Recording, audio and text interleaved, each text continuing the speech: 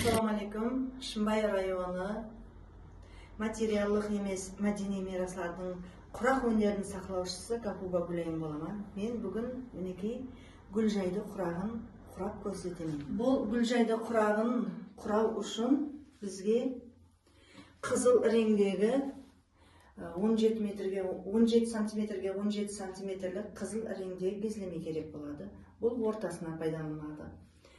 Енді мына екі шеттегі ақ пенен қараға 10 сантиметрге 10 сантиметр мінекей төртмүшлі қара ақ кезлемені пайдаланамыз. Енді бұл шетіндегі, төрт шетіндегі құрағымыз бұл 9 сантиметрге 9 сантиметр болады. Енді бұларды орнына қойып, біз ақ реңдегі 10 сантиметрге 10 сантиметрлік ақ реңдегі кезлемеміздің ортасынан сызып аламыз. Міне сызып болдық. Енді бұл сызған ақ реңімізді қара реңлі кезлемеміздің үстіне қойып тігіп шығамыз.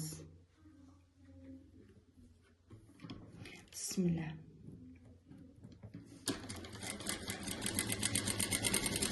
Мұнда лапканы сызған сызығымыздың тура үстіне қоямыз. Үстіне жүргіземіз.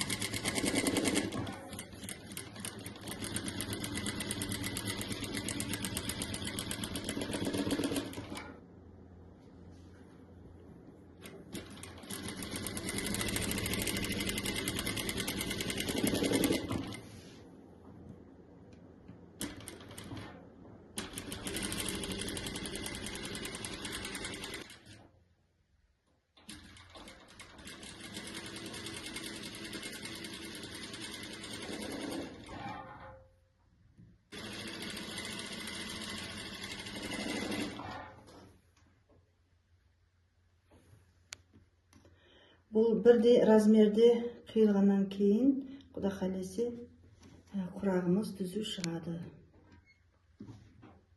Мына лапканы қойғанда сызықтың үстіне қоямыз. Мына сызықпен тура келеміз. Қисық тігіп, қисық сызсаң, бұнда құрағымыз қисық шығады. Енді ортадағы сызған сызығымыздан қиып аламыз.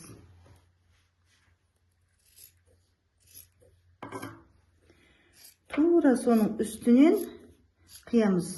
Басқа жақтан қисаң қисық болып кетеді.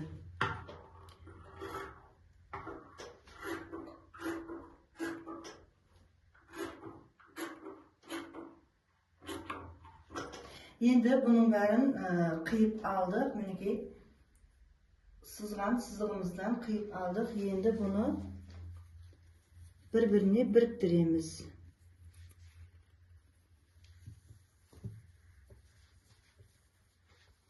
Мына тақлетте болу керек. Бұл тақлетте болу үшін қараны қараға қойып тігіп аламыз.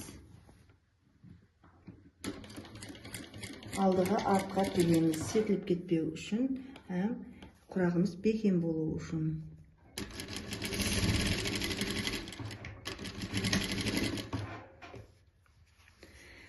Осы қиған кезлемелеріміздің бәрін тігіп аламыз.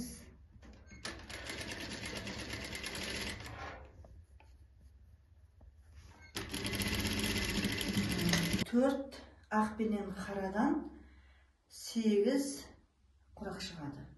Енді ортасынан бөлгеннен кейін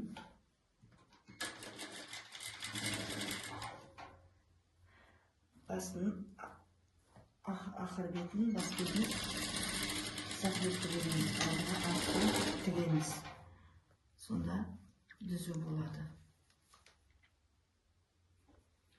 Және бекем болады.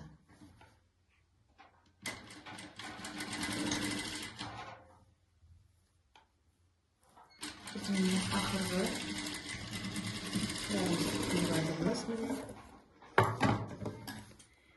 аламыз. Қиып алдық. Бұл енді жерге қоятығын құрағымыз болады. Міне 1, 2, 3, 4 құрақ. 4-теу тұрады. Бұның екеуінің қапталына жаңағы айтқан 9 сантиметрлік құрағымызды құраймыз. Бұл 10 сантиметрлік екі ақ пенен қара 10 сантиметрден болды. Екеуінің ортасын тіккеннен кейін 1 сантиметр кеміс болғаннан кейін қапталдағы қоятығын кезлемеміз 9 сантиметр болады. Енді бұның үстіне 9 сантиметрлік кезлемемізді қойып тігеміз. Оны да алдыға артқа бекем қылып тігеміз. Сөйтіліп кетпеу үшін бұның өлшемдері бірдей болғаннан кейін ол түзу шығады. Мінекей 9 сантиметрлік кезлемемізді тігіп атырмыз.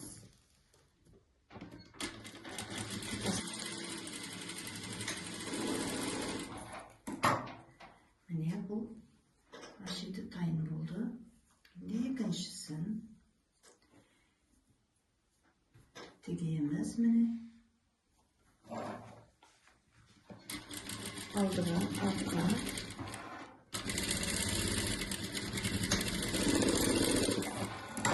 біз міне тігіп болдық. Сіздерге түсінікті болу үшін мен сіздерге көрсетейін. 17 сантиметрлік қызыл кезлемеміз міне ортаға қоямыз. Міне бірінші тіккеніміз, міне екінші тіккеніміз. Енді екі шетіне қоймағанымыз бар, соны ортаға қоямыз. Міне ортаға қоямыз. Енді барлығын біріктіріп жібереміз. Қоймағанымызды екі қаттана тігеміз. Алдыға артқа тігіп сәплепке береміз. Мынау тау ортасында тұрады.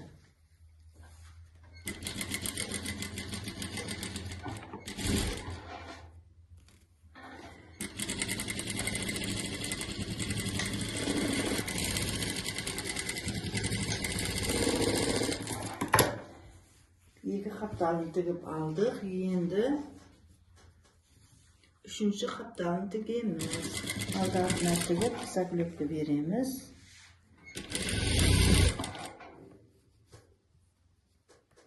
Мына ортаға келу керек.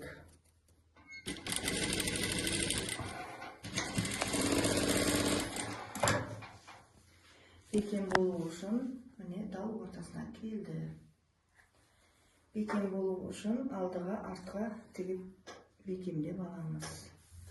Мына тігіске астындағы қызыл тігіс пен ақ тауардың тігісіне мінекей мынадағы қара тауар мен ақ тауардың тігісі келу керек.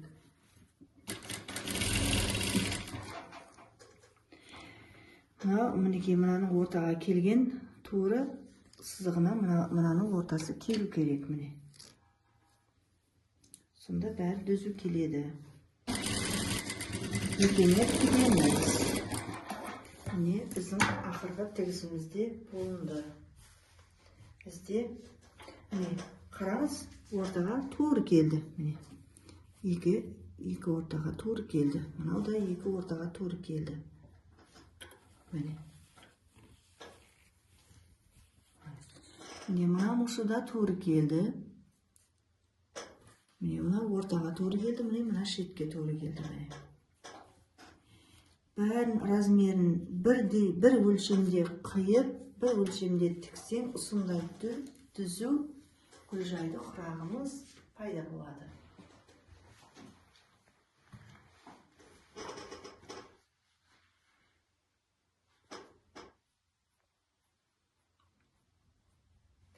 Міне біз гүлжайды құрағын құрап алдық. Қарақалпақ халқының милли үрп әдетлері, милли дәскелері, милли қадіриyatlарымыз жоғалмасын. Мен құрақ өнерінің сақлаушысы сипатында жастарымызға осындай түрлі бұрынғы һәмде қазіргі құрақларды үйретіп келмектемін. Еледе өзіміздің миллилігімізді жоғалтпау үшін һәмде милли құрақларымызды, милли дәскелерімізді барлық үрп әдетлерімізді жоғалтпау мақсатында мен жастарға үйретіп барудан шаршамаймын. Құда қаласа, жастарымыз біздерден де бетер білімлі, ілімлі, тағы да өнерлі жастар болып өседі деген үміттемін.